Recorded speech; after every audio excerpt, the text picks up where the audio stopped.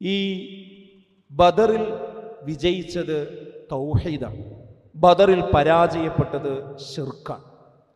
അതുകൊണ്ട് തന്നെ ആ തൗഹീദിൻ്റെ വക്താക്കളായി അള്ളാഹിനോട് മാത്രമേ പ്രാർത്ഥിക്കാൻ പാടുള്ളൂ എന്നുള്ള ആ സത്യം നമ്മൾ മനസ്സിലാക്കിയിട്ടുണ്ടെങ്കിൽ നമ്മൾ ഒരിക്കലും ഒറ്റപ്പെടുകയില്ല എന്ന് നമ്മൾ മനസ്സിലാക്കണം. ഒരാളാണെങ്കിൽ പോലും അയാൾ ഒറ്റപ്പെടുകയില്ല.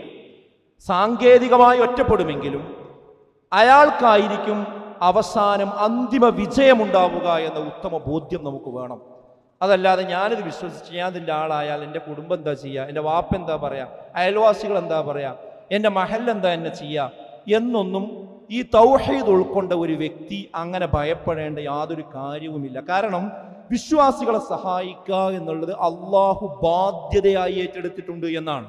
വകാന ഹഖ്കൻ അലൈനാ നസ്റുൽ മുഅ്മിനീൻ, വിശ്വാസികളെ സഹായിക്കുക എന്നത് അള്ളാഹു അവന്റെ ബാധ്യതയായി ഏറ്റെടുത്തിരിക്കുന്നുവെന്നാണ്.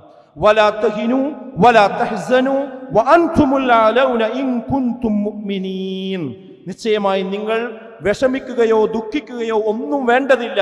വഅൻതുമുൽ അലൗന ഇൻ കുൻതും മുഅ്മിനീൻ, നിങ്ങൾ വിശ്വാസികളാണെങ്കിൽ നിങ്ങൾ തന്നെയാണ് ഉന്നതന്മാര്. എന്തിനാ ഇതിലധികം നമുക്ക് തെളിവ് വേണ്ടത്? കം മിൻ ഫിഅത്തിൻ ഖലീല വലബത് ഫിഅത്തൻ കസീറ ബിഇദ്നില്ലാഹ് വല്ലാഹു മഅസ് സ്വാബിരീൻ.